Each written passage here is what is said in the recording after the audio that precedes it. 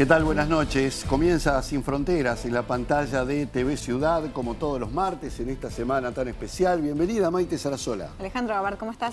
Muy bien, preparados ya para meternos de lleno en lo que ha dejado, por ejemplo, la cumbre de Estados Latinoamericanos y del Caribe, la CELAC, que llevó a cabo una reunión, una cumbre en Honduras, que generó muchísimas expectativas y además confirma que Uruguay el año que viene va a estar presidiendo este organismo multilateral. También nos vamos a ir hasta Ecuador, donde según los datos compartidos por el Consejo Nacional Electoral, Daniel Noboa fue reelecto presidente. Sin embargo, desde la oposición denuncian irregularidades y no reconocen los resultados. Y además vamos a estar hablando del ciclo de conferencias y debates sobre el centenario del psiquiatra francés Frantz Fanon, que va a estar conmemorando su centenario precisamente en el mes de julio. De todo esto vamos a estar hablando aquí hoy en Sin Fronteras.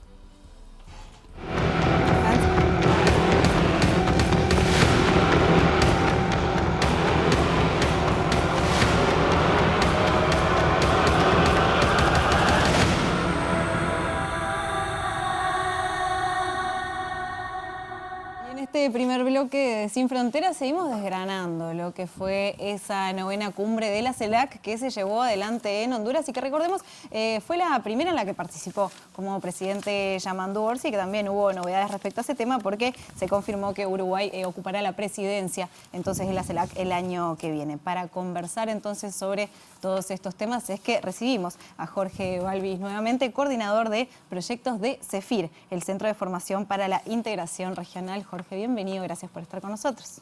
Muy buenas noches, Maite, Alejandro. Muchas gracias por la invitación. Ya los estaba extrañando, en realidad. Nosotros también, nosotros también. Un gusto. Jorge, a esta cumbre asistieron 33 países, hubo 11 jefas y jefes de Estado. Se mencionó en algunos medios como una de las reuniones más importantes de los últimos años. ¿Vos cómo ves este tema? ¿Qué evaluación tenés al respecto? Sí, en el ámbito regional. Tengamos presente que con distintos niveles de representación, en Tegucigalpa estuvieron presentes los 33 Estados miembros de la CELAC, que recordemos es OEA, SIN, Canadá y Estados Unidos, lo cual de por sí ya es significativo. En segundo lugar, tengamos en cuenta tal vez la fatiga de las cumbres. Nos remitimos a la última cumbre iberoamericana, por ejemplo, que se supone reúne a todos los países de Iberoamérica, más España, Portugal y Andorra, que tuvo lugar a fines del año pasado en Cuenca, Ecuador. No asistió un presidente latinoamericano, salvo el dueño de casa. Si nos vamos al sistema de integración centroamericano, no ha habido una reunión de presidentes del sistema centroamericano por años. Si vamos a la Alianza del Pacífico, otro tanto. Una excepción puede ser lo ocurrido aquí en Montevideo en diciembre pasado con Mercosur. De allí entonces que haya ocurrido esta reunión de por sí es significativo, tanto por el número de participantes como por lo que representa para la CELAC como proceso. Normalmente cuando uno asiste o analiza una cumbre presidencial, en realidad lo que tiene que ver es en perspectiva, de dónde viene y hacia dónde se va. Y lo que aquí estamos asistiendo es a la consolidación de un mecanismo de concertación política que ha tenido sus altibajos y que una nueva cumbre confirma su continuidad más allá de las polémicas que se puedan generar en torno a sus resultados.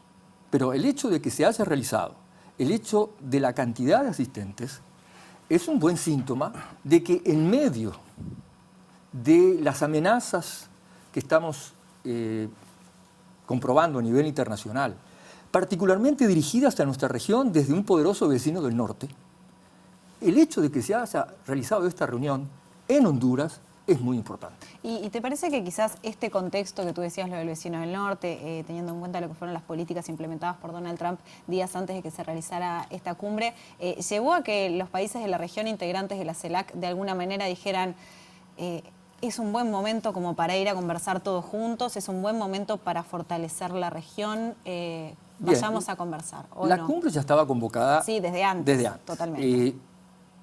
Pero evidentemente que los tiempos, en términos de contenidos, ayudaron al éxito de la convocatoria. Si tomamos en cuenta la anterior cumbre de la CELAC, que había tenido lugar en mayo del año pasado en Kingstown, la capital de San Vicente y las Granadinas, donde solamente habían asistido 5 presidentes.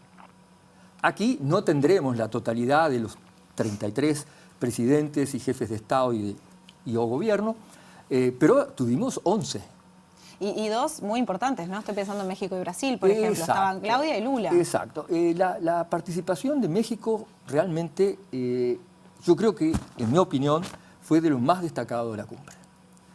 Primero porque México, no se olvidemos, ese es inspirador de la CELAC.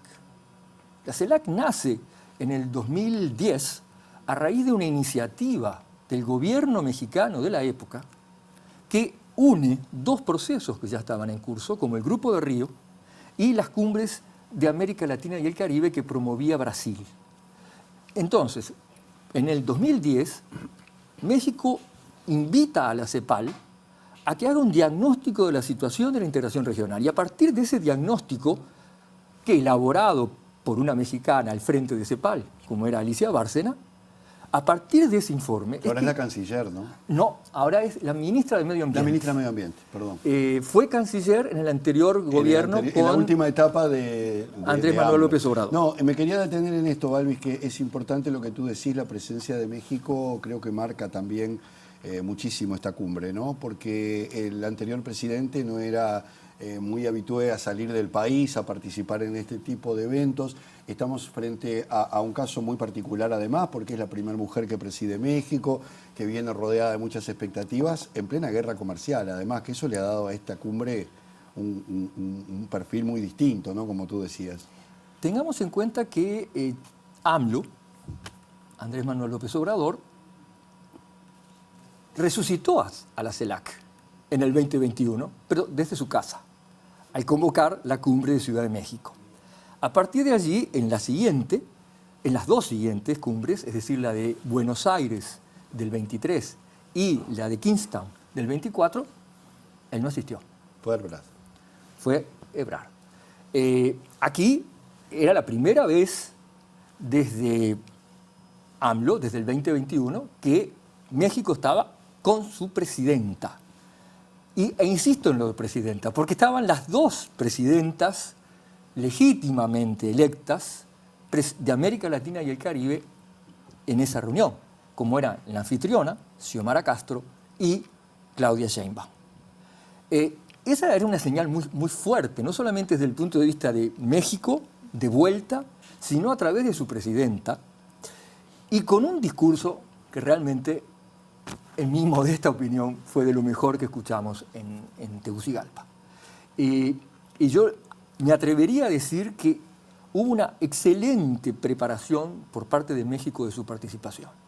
Ya el discurso del ministro de Asuntos Exteriores en la reunión del día anterior, seguido por la intervención de Sheinbaum, y luego al día siguiente, en un foro que organizó CEFIR justamente con ALADI, OLADE, la CAF, el Banco Centroamericano de Integración, allí nuevamente México intervino y realmente uno podía seguir una línea de coherencia y precisión, mesura, pero claridad y contundencia respecto de los temas que México quería poner sobre la mesa. ¿Y cuáles son los temas que le importan a México en este contexto también del que estamos hablando tan especial? Yo les diría volver a sentirse parte y ser parte activa de América Latina. En un contexto donde sus relaciones con el vecino del norte, del cual no se puede separar y con el cual tiene que tratar y con el cual tiene que negociar cada cosa, su mensaje fue: somos parte de, hemos sido, queremos seguir siéndolo y aquí estamos. Y venimos con propuestas.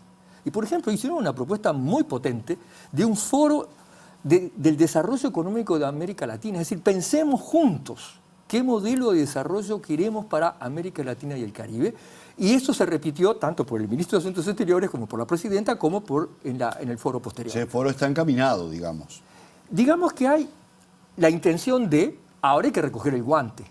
Y a eso le corresponderá a las presidencias sucesivas, es decir, a las asumidas por Colombia y la que eventualmente, tal vez yo me estoy aventurando, le pueda corresponder a Uruguay a partir de marzo aproximadamente del 2026.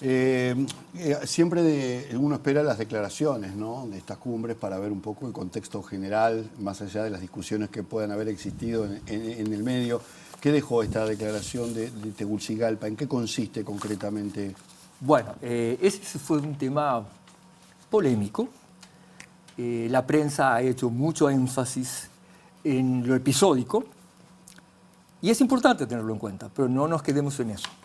Y como preveía que me iban a hacer esa pregunta, les traje una prueba documental sobre el continente y el contenido.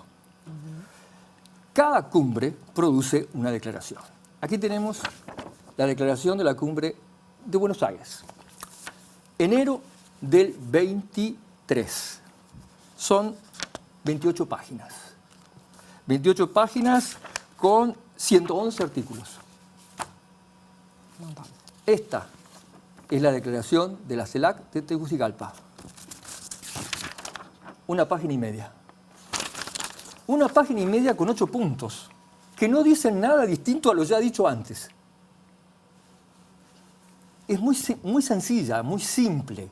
Hasta yo les diría, uno podía esperar más, pero dadas las circunstancias, fue lo que se logró, y realmente es importante lo que se logró. Sintéticamente, en el primer punto se reafirma la importancia de la CELAC como mecanismo de concertación política que integra a todos los países de la región. Básico.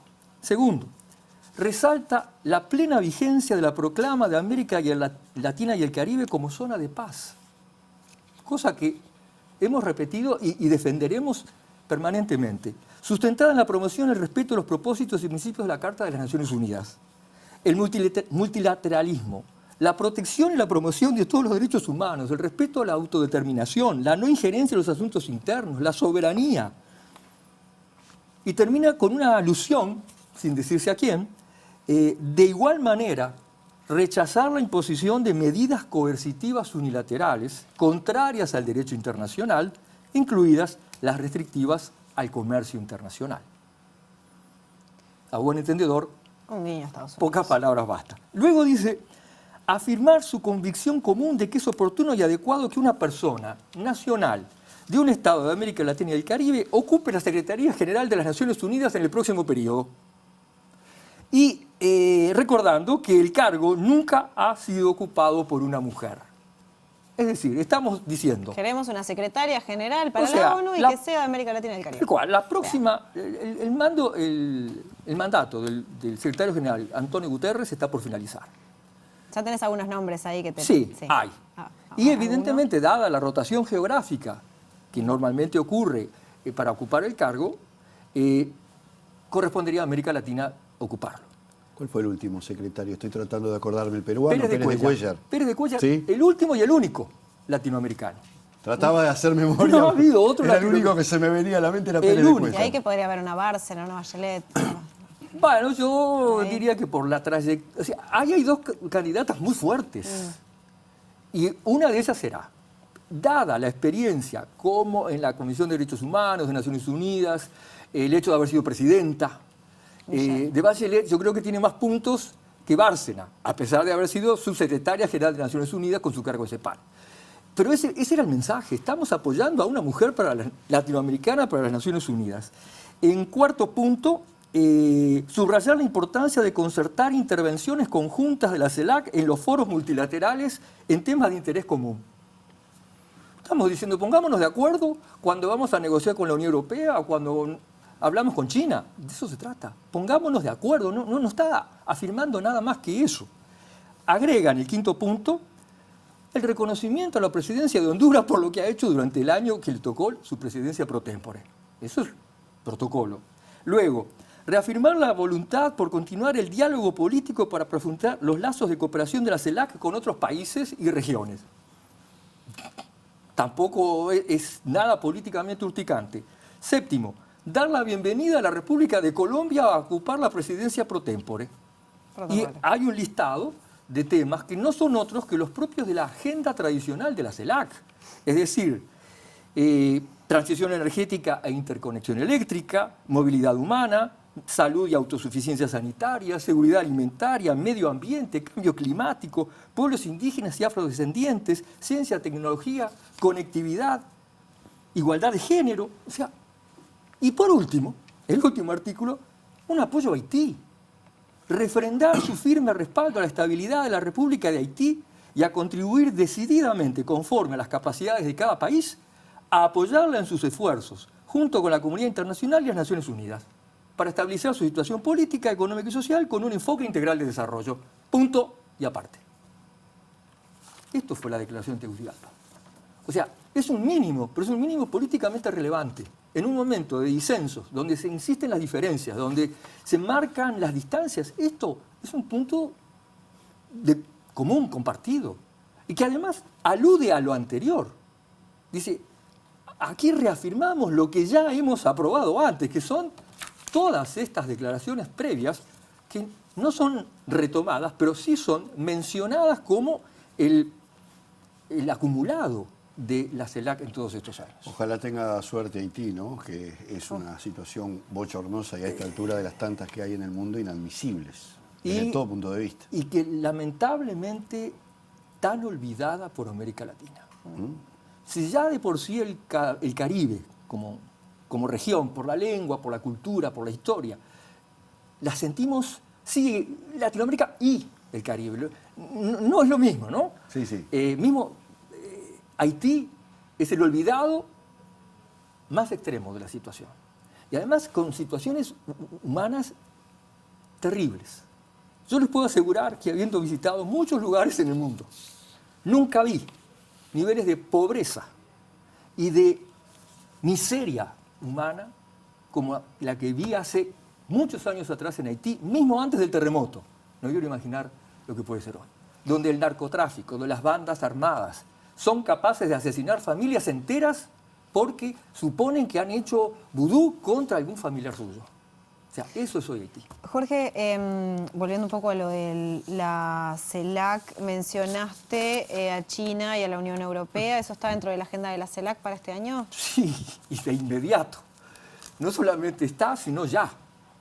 Hay dos grandes eventos ya previstos, más otros que puedan surgir, pero estos dos que tú mencionas, Maite, son en primer lugar el Foro de Cooperación China-CELAC, que tendrá lugar en el mes de mayo en Beijing, a nivel de ministros de Asuntos Exteriores. Esa es una reunión con una agenda de cooperación, pero potente, que va desde satélites a agricultura, pasa por infraestructura y sigue por cambio climático. A la China. ¿Ya? Buen momento también. Y luego, que sí, porque además no nos olvidemos que, ¿no? Sí, hay intereses. Hay intereses cruzados. Y ahí permítame una digregación. Hace pocas semanas atrás, un funcionario de la administración Trump señaló que la CELAC es la puerta de entrada de China en América Latina. Y tenemos de inmediato un foro China-CELAC. O sea, interesante. Va a causar efecto. Y luego, permítanme terminar, sí. la Unión Europea. Claro. Noviembre, Santa Marta, 9 y 10 de noviembre. Cuarta cumbre CELAC-Unión Europea, con una parada previa. Reunión de ministros de Asuntos Exteriores de CELAC y la Unión Europea en Bruselas, que deberá preparar y definir los contenidos. En un momento donde la Unión Europea empieza a mirar un poquito más ese acuerdo con el Mercosur, se ha hablado de acelerarlo a pesar de los disensos que existen dentro del bloque europeo. Y ya que hablo del Mercosur, como para ir terminando, Jorge, te quería preguntar, porque también en estos días se llevó a cabo la reunión de cancilleres del Mercosur en el Palacio San Martín, en la Cancillería Argentina, y lo voy a leer textualmente. Reafirmaron el compromiso con el fortalecimiento y la unidad del Mercosur y la determinación de modernizarse y explorar de manera coordinada cómo aprovechar mejor las circunstancias de una coyuntura internacional cambiante y desafiante. ¿Qué representa todo esto, toda esta declaración, digamos, en materia de integración? Para mí es de celebrar. En primer lugar, es una respuesta como Mercosur. En medio de las luces o las voces que advierten sobre la descomposición, disgregación. Con la presidencia argentina. Con la presidencia en este argentina. Pero atención, justamente lo que tú mencionas, Maite, ante tantos anuncios de catástrofe, de que se van, de que nos vamos, de que si no nos dan lo que queremos, rompemos, Este mensaje es diferente. el mensaje es diferente, no hay ruptura. Por otro lado, el Mercosur aparece como un actor, digamos, en una etapa de disgregación que está apostando a ponerse de acuerdo en ir juntos. Y evidentemente hay una resignificación, como lo dice el propio texto del comunicado, del acuerdo Mercosur-Unión Europea. Y acá esto es muy interesante, cómo los astros, si se quiere, se están reacomodando. En primer lugar, Lula anunció en Tegucigalpa, en su intervención, estoy dispuesto a firmar en nombre del Mercosur el acuerdo Mercosur-Unión Europea en el segundo semestre de este año, cuando Brasil ocupe la presidencia pro tempore del Mercosur. Primera señal. Segunda, las que vienen de Bruselas. En el sentido de que mismo Francia, que se opone, ya está matizando la cosa.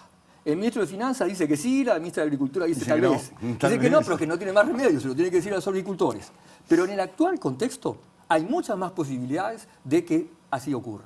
Mismos días atrás, aquí en Montevideo, en un evento público, la encargada de negocios y comercio de la delegación de la Unión Europea afirmaba, antes del verano, o sea, para el mes de julio, el verano boreal, la Comisión habrá definido cuál es el procedimiento de ratificación. Y eso seguramente va a ser partirlo y entrar de lleno con el componente comercial. Y eso habilitaría, ya sabiendo que va a haber ratificación, por lo menos del componente comercial, que en la cumbre CELAC-Unión Europea de noviembre, en ese marco, ¿no?, tan ceremonioso y significativo, se proceda a la firma. La actual coyuntura le dio un empujoncito a la cosa. Tal cual. Ambos nos ayudamos. Muy bien, Jorge Balvis, coordinador de proyectos de CEFIR. Como siempre, es un gustazo enorme tenerte con nosotros. Gracias a ustedes y muy buenas noches. Esperamos pronto. Sigan con Sin Fronteras, que tenemos 2 temas más. Nos vamos a ir para Ecuador en el próximo bloque y para el cierre vamos a estar hablando de Frantz Fanon. Ya venimos.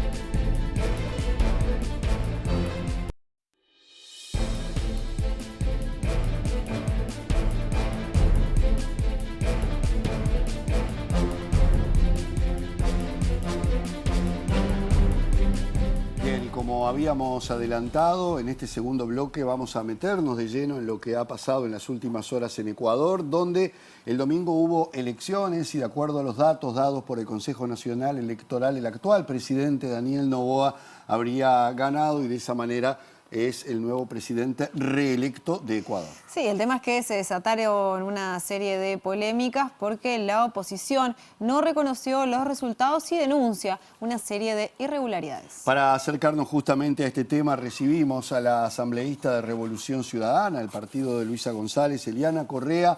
Un gusto tenerle aquí con nosotros. Bienvenida, Eliana. Bienvenida. Hola, ¿cómo están? Buenas tardes. Muchísimas gracias por el espacio. Gracias, Eliana. Bueno, antes de meternos estrictamente en lo electoral, vamos a ir un poquito más atrás. ¿Y en qué situación considera usted que llegó Ecuador a esta elección? ¿Qué tan polarizada llegó la sociedad ecuatoriana a este balotaje del domingo pasado? Bueno, primero que nada, un proceso electoral que se da en unas condiciones totalmente atípicas, como decimos nosotros, con una cancha inclinada. Porque tú tienes un estado de polarización de la población, pero además de eso, existe también un presidente candidato que utiliza toda la plataforma del Estado en la campaña electoral. Vimos en las últimas semanas cómo se establecieron acciones marcadas dentro de la parte de atención social con la asignación de bonos para madres jóvenes, para adultos mayores, para madres que son madres solteras, ¿no? Además de eso, luego del silencio electoral, cómo se estableció cadenas nacionales informando aparentemente sobre temas de seguridad. Además de eso, utilizando también un gasto público importante, justificándose justificando su campaña comunicacional, pero utilizando la plataforma del Estado como como difusión de atención prioritaria a la comunidad. O sea, muchas de las cosas que se sumaron previos a este balotaje, pero adicional a eso, todo lo que vivimos en la misma semana del proceso electoral, con la emisión de un estado de excepción por 60 días, que evidentemente causó mucha zozobra en la comunidad ecuatoriana. Sumado a eso, muchas acciones con una campaña bastante de descrédito, una campaña con acciones poco creíbles de parte de un candidato que de hecho tampoco pidió la autorización que le corresponde para poder presentarse en un proceso electoral que debería haber sido justo de candidato a candidato. Pero lamentablemente las condiciones en las que se dan este proceso electoral no son las más equitativas. Bien, Eliana, ¿qué es lo que daban las encuestas durante lo que fue la campaña y qué tanto se distanciaron, que es algo que puede pasar, ¿no? Pero de estos resultados, ¿y cómo se tomaron ustedes cuando el Consejo brindó finalmente los resultados de la elección? Hay muchas cosas que analizar en torno a esto. 9 de las encuestas nos daban como ganadores, daba como ganadora a Luisa González. El día del domingo 13 de abril, al cierre del exit poll nuestro, el exit poll nos daba 3.8 puntos por arriba. Entonces, el momento en que empiezan a subir los resultados surgen muchas interrogantes. ¿Por qué? Porque primero, una diferencia importante en la cantidad de votos. Hay 1.5 millones de votos que no, si uno hace la sumatoria de los mismos resultados que ha publicado el Consejo Nacional Electoral, te dicen que numéricamente y estadísticamente son bastante improbables. Adicional a eso, hubo disminución de la participación o de la votación de Luisa González, en donde siempre había ganado la Revolución Ciudadana, que tuvo un porcentaje bastante alto en la primera vuelta. Y entonces uno hace el análisis y dices, luego de que tú tienes alianzas con varios partidos de izquierda, alianzas con el movimiento indígena, es imposible que ni un solo voto de estas alianzas pueda haber sumado al techo electoral que se generó en la primera vuelta. Sumado a todas estas condiciones, hubo cambios de 18 recintos electorales en todas las provincias donde teníamos la victoria, donde la votación de Luisa González era alta. Muchas cosas que llaman la atención, restricciones en función de documentar este fraude. Hubo ciudadanos que tuvieron una multa de hasta $30,000 por tomarle la foto a la papeleta de votación. Sumado a esta multa también la inhabilitación de los derechos políticos, muchas acciones de amedrentamiento con el control electoral de los compatriotas que estuvieron realizando este proceso de observación dentro de los recintos electorales. Además, en el caso de particular de Latinoamérica, en Venezuela, con todas las condiciones dadas, el Consejo Nacional Electoral un día antes suspendió las votaciones en Venezuela, dejando el 32% del padrón sin participar. 10.000 ecuatorianos no pudieron votar.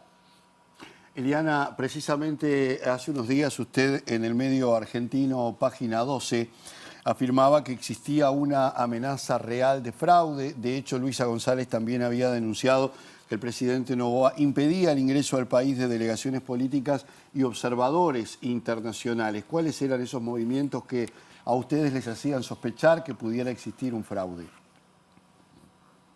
Mira, en el caso de Latinoamérica, la primera vuelta electoral no permitieron participar a Venezuela, que tiene un padrón alto.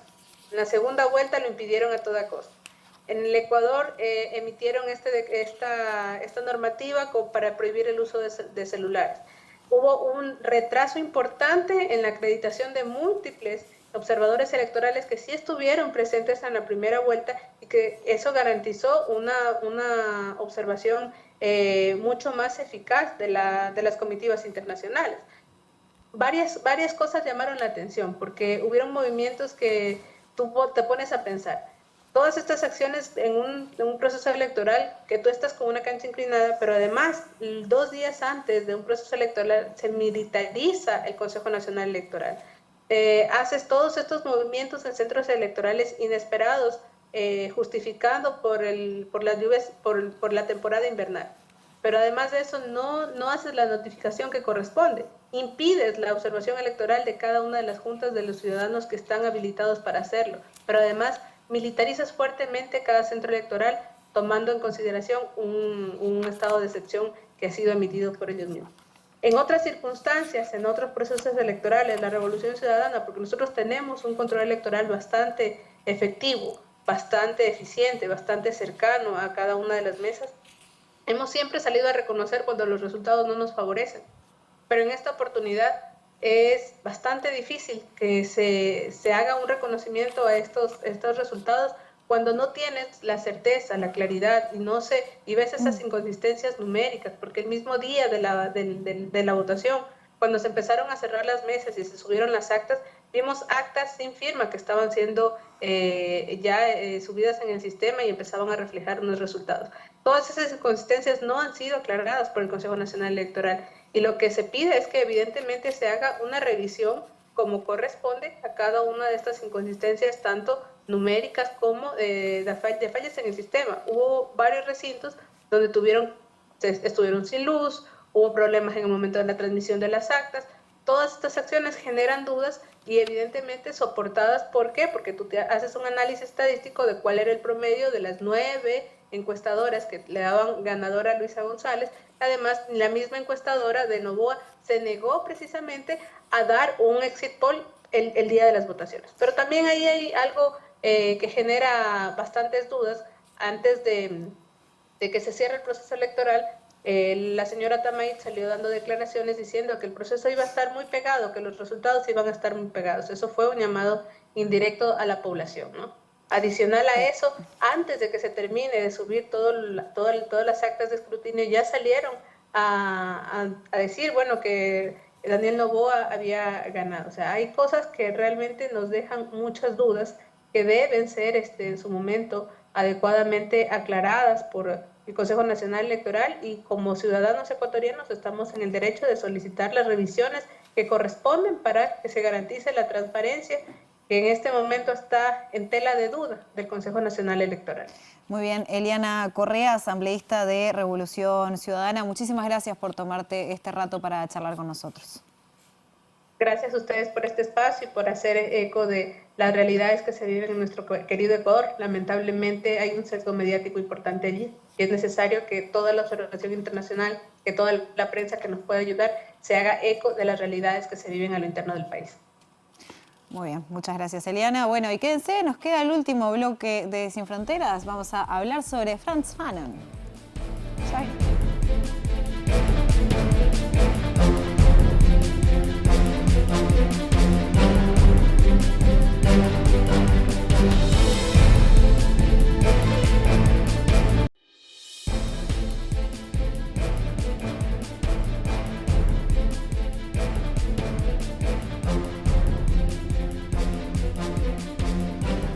Entramos en el último tramo de Sin Fronteras. Desde el 29 de abril y también durante mayo se llevará adelante un ciclo de conferencias y debates a 100 años del nacimiento de Frantz Fanon, intelectual y psiquiatra, autor de una larga obra que expresa su pensamiento anticolonial y antirracista. Para acercarnos a la figura de Fanon es que recibimos esta noche a Ana María Araujo, profesora e investigadora de la Universidad de la República, también doctora en Ciencias Sociales de la Sorbona de París y también magíster en Filosofía de la Universidad René Descartes de Estrasburgo. Es un gusto estar contigo, Ana María. Muchas gracias por acompañarnos. Muchas gracias por recibirnos, realmente. Bueno, vamos a intentar repasar un poco, ¿no?, cómo fue el pensamiento de Fanon, el por qué hacer esta conmemoración por los 100 años de su nacimiento, pero arranquemos hablando un poco de lo que era su pensamiento y su perspectiva antirracista. Sí. Primero decir que esta idea de hacer este ciclo de conferencias fue a partir de la venida de Mireille Fanon, su hija. El año pasado, ¿no? El año pasado, que estuvimos haciendo una serie de actividades en la universidad, y una conferencia en el PIT-CNT organizada por la Coordinación por Palestina, porque Mireille Fanon es una militante evidente, ¿no?, por la situación que está pasando hoy, el genocidio que está viviendo el pueblo palestino. Entonces nosotros como coordinación queríamos, digamos, articular toda la lucha de su padre, de Frantz Fanon, sobre el colonialismo y el racismo y el apartheid, con lo que está pasando hoy en el mundo, es decir, con Haití, bueno, con Palestina y evidentemente en América Latina y en Uruguay. Entonces, sí. No, que es una vida muy interesante, ¿no? Porque es un hombre que, aún estando enfrentado con Francia, va a pelear en la Segunda Guerra Mundial por los franceses. Totalmente. Después sufren episodios de discriminación dentro del propio ejército francés, porque cuando ya el triunfo de los aliados era algo seguro, los blanquean, digamos, Los blanquean. sacan a todos los negros para un lado, ingresan los blancos franceses, y después estuvo nada más y nada menos que la revuelta de Argelia, o sea que vivió episodios puntuales y de mucha incidencia, ¿no? Sí. Yo creo que hay una, no sé, triple, cuádruple dimensión de Fanon. Por un lado, como tú decías, el intelectual, el poeta, el escritor del Mudahín, el combatiente, el diario clandestino del FLN, del Frente de Liberación Nacional Argelino. Era psiquiatra también. Por un lado, toda esa parte, ¿no? Psiquiatra, que en su postura como psiquiatra, yo diría no, es una psiquiatría social, ¿no? Que articula siempre todo trauma, toda problemática en la subjetividad y en el psiquismo con el contexto social. A él le tocaba trabajar con torturados y torturadores. Él conoció las dos caras de la brutalidad. A mí me toca en este ciclo, que después vamos a hablar, me toca hablar de Piel negra en máscaras blancas. Y me parece que ese título ya está situando al pensamiento de Fanon desde el punto de vista psicosocial y político. Como él dice, el colonizado, que también somos nosotros, ¿no? Porque somos colonizados por los europeos primero, pero después también primero por España, después por Francia y por todo el pensamiento eurocentrista que hemos internalizado, yo la primera y lo reconozco, es decir, que todavía tenemos, ¿no? En la universidad además, ¿no? Citamos pensadores franceses, yo qué sé, Foucault, Deleuze, y nos olvidamos de grandes pensadores latinoamericanos y nos olvidamos justamente de ese colonialismo cultural y simbólico que tenemos, ¿no? Entonces, por un lado, Fanon es un representante intelectual, teórico, psiquiatra, que transforma, yo diría, la psiquiatría tradicional en una psiquiatría social. Por otro lado, también es un político. Es un político que va a representar clandestinamente al Frente de Liberación Nacional argelino y que además milita y toma las armas con el Frente de Liberación. Y eso me parece importante, es esa vida, esa obra y ese compromiso político de Frantz Fanon. Por otro lado, me parece también muy importante, hay una serie de libros, ¿no?, que él ha escrito. Él nace hace 100 años, justamente. Es increíble porque, perdón, fallece con 36 años. Increíble. La trayectoria vital de él y todo lo que hizo. Cuando uno piensa impactante. 36 años y yo qué hice, ¿no? A esta altura, impresionante. No, realmente su tesis de psiquiatría justamente fue Piel negra en máscaras blancas. Pero después es uno de los libros más famosos de él, que es uno de los últimos, el último, que es Los condenados de la tierra, que fue para la generación de los años 70, mi generación, un libro, yo diría, fundamental, un libro de cabecera, ¿no? Porque él habla justamente, no solo desde el punto de vista de las clases, sino él habla siempre del pueblo y de los parias y de los condenados de esta tierra, con una visión profundamente internacionalista. Y yo creo que esto es importante, porque él milita por Argelia, siendo negro y siendo de Martinica, y como tú decías, habiendo luchado con los franceses en la Segunda Guerra contra el fascismo, y ahí, desde ese lugar, y también desde el lugar de intelectual en Lyon, donde va a formarse en psiquiatría, empieza a sentir en carne propia el racismo de los franceses, de los europeos, con respecto a los argelinos y con respecto a los negros, ¿no? Siempre, ¿no? Eso está en la tapa del libro. Me quedé pensando un poco en esa visión, y perdón por la comparación, pero algo de lo que apuntaba el pintor ecuatoriano Osvaldo Guayasamín cuando hablaba de los pobres, hablaba de los parias, hablaba de los condenados justamente de la tierra, que no tienen, digamos, ahora voy a utilizar una palabra, que se transversaliza en el mundo y uno los va a encontrar en todos lados a esos condenados. Totalmente, totalmente. Por eso nos importaba tratar de, en este ciclo de conferencias que ahora voy a hablar, tratar de ver la vigencia que hoy tiene Frantz Fanon. 100 años de su nacimiento y hoy lo que está viviendo el mundo y lo que está viviendo América Latina, ¿no? Me parece fundamental, porque ese colonialismo de extractivismo, ese colonialismo económico, social, que lo vivimos, se va transformando también en un colonialismo tecnológico, científico, simbólico, cultural y evidentemente... Sigue siendo un colonialismo. Totalmente. Colonialismo, neocolonialismo. Además es importante decir que Fanon fue uno de los precursores de las teorías postcoloniales que después se desarrollaron, ¿no? Y yo pienso, bueno, pienso ya en Mariátegui, por ejemplo, para citar uno. Pienso en una mujer maravillosa, Silvia Aguirre Consacanski, una boliviana que no le gusta que le digan boliviana, le gusta que le digan aymara, justamente. Y pienso en tantos pensadores nuestros, ¿no? Pienso, sí, con todo lo que se ha dicho de él, que es un portugués, pero bueno, en la epistemología del sur de Bonaventura de Sousa Santo, ¿no? Cuando él dice hay que pensar desde el sur, con el sur y para el sur, ¿no?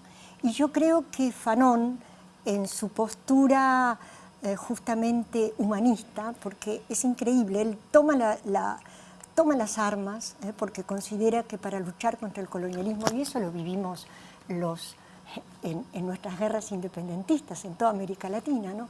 Bueno, él dice que para luchar contra el colonialismo hay que tomar las armas porque él es un verdadero humanista, es decir, que lucha por el ser humano. Y hay una frase que a mí, muchas frases de Fanon, ¿no?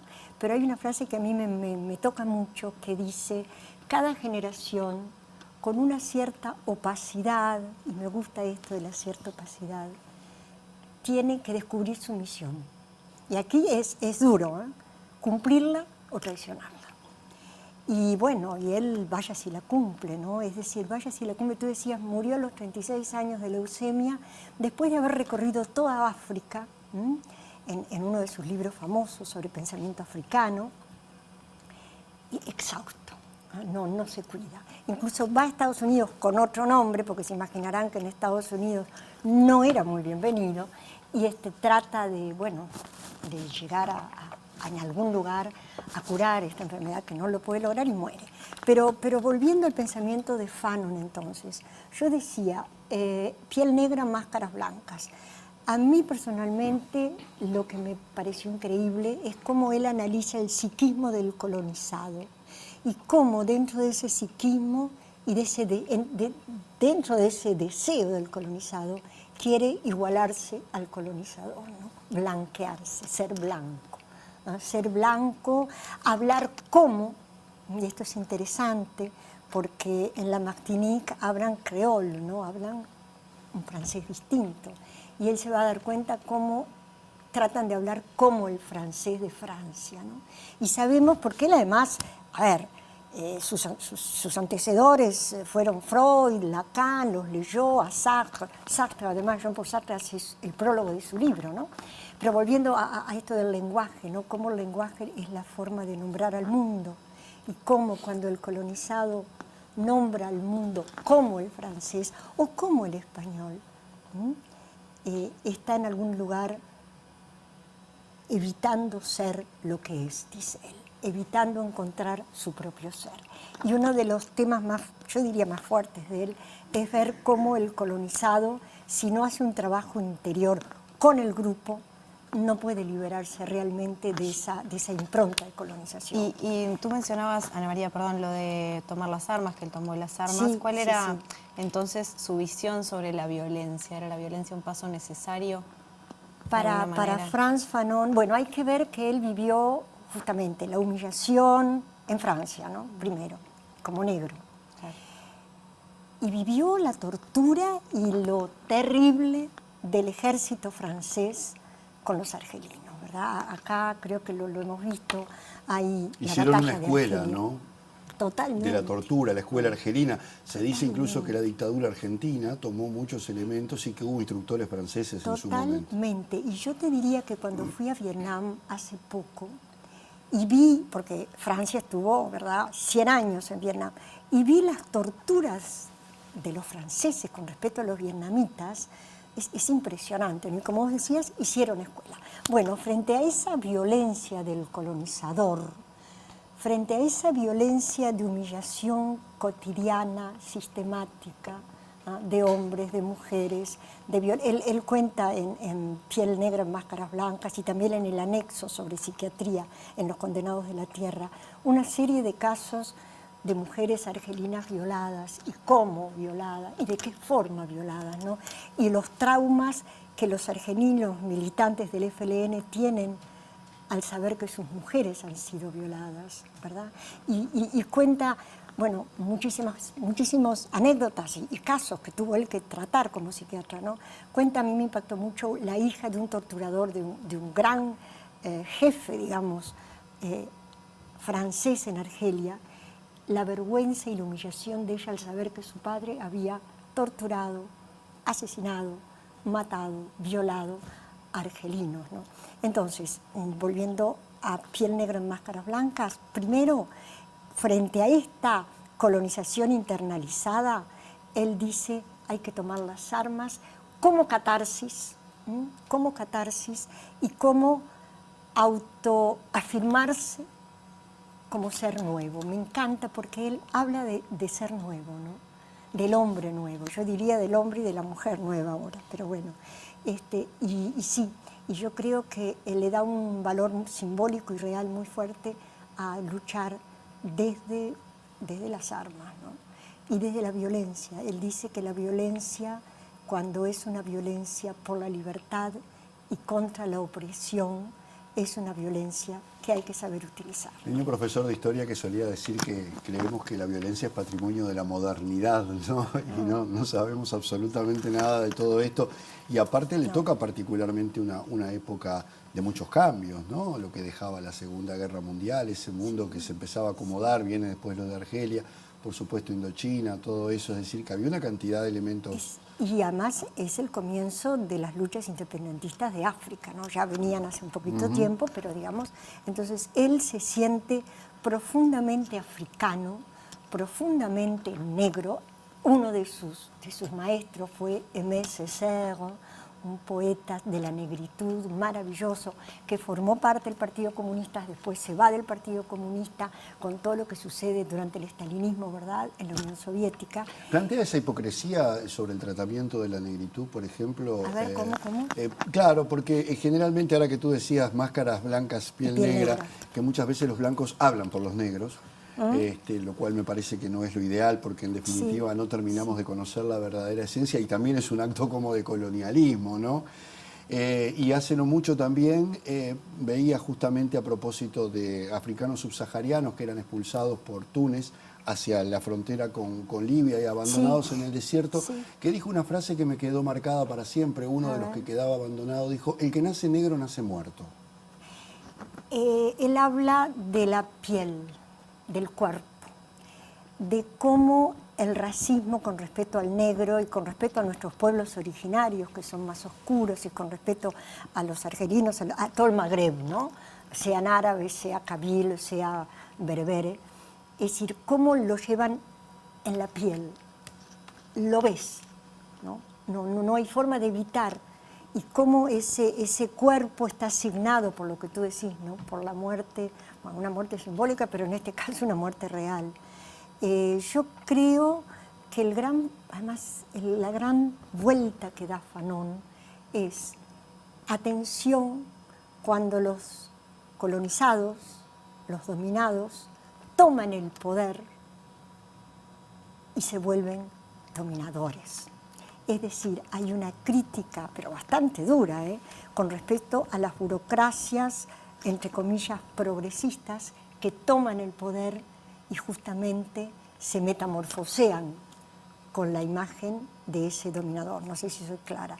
Por eso me parece importante cómo él es capaz de ser un crítico devastador con respecto al colonialismo, pero también un crítico con respecto a aquellos colonizados, aquellos condenados de la tierra que toman el poder y no construyen otra forma de sociedad y otra forma de poder, ¿no? Ana María, nos queda poquito rato, así que hablemos por favor un poco de estas este conferencias, de este ciclo. Y te lo pregunto desde dos lugares. Por un lado, preguntándotelo, vos mencionabas que desconocemos a muchos autores y autoras de América Latina, por ejemplo, pero del continente africano ni que hablar, que nunca aparece ni medio nombre de nada, uno tiene que ir a buscar y quizás ni siquiera encuentra tanta cosa. Es complejo. Perdón, pero si ya le sumo lo otro, tomando en cuenta también el contexto actual del mundo, tú lo que mencionabas, por ejemplo, de Palestina o de Gaza, ¿cuál es la importancia que se dé este tipo de debates, de traer el pensamiento de Fanon tomando todos estos elementos, digamos, y que realicen estas actividades? Bueno, una de las cosas que yo rescato más en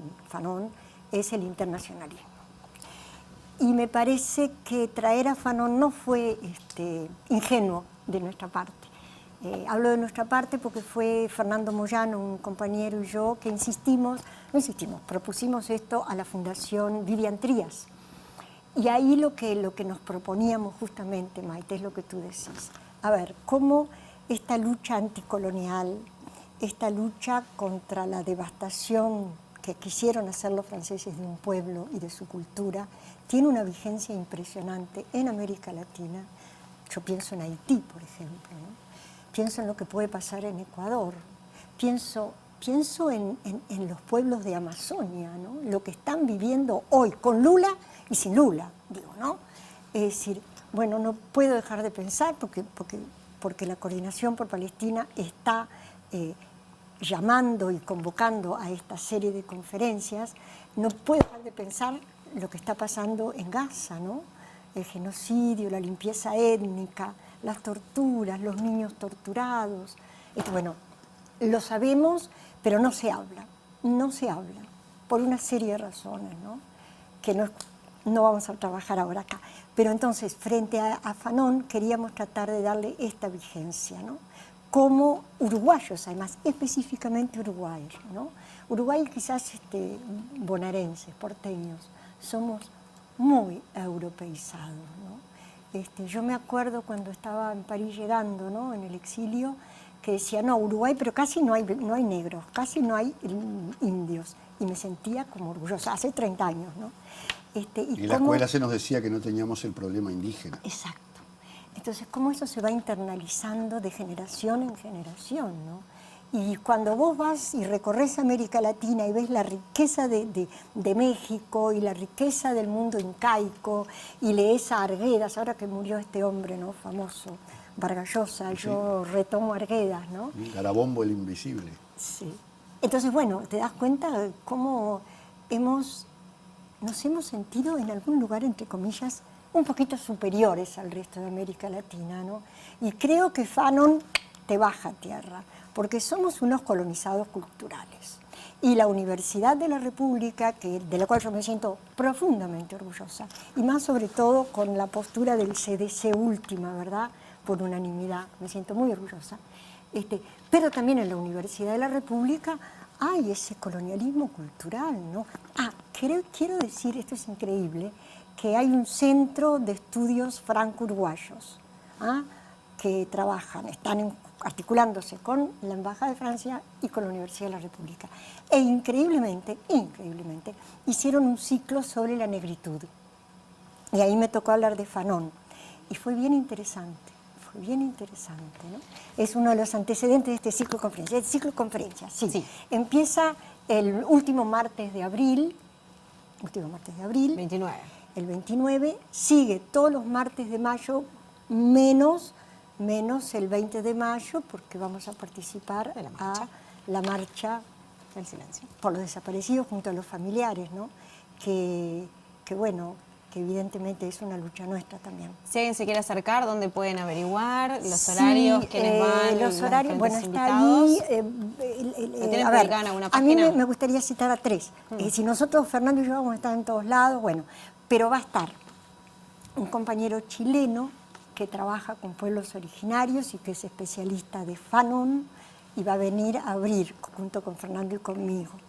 Y después, después de los 2 libros que vamos a analizar, va a estar Raúl Sibeki, que consideramos que es un especialista en movimientos sociales, realmente independiente además, y un compañero afro, a mí me gusta decir negro, pero bueno, yo sé que acá dicen afro-uruguayos, Sergio Ortuño, que va a dar algunas palabras en nombre de la negritud, justamente, ¿no?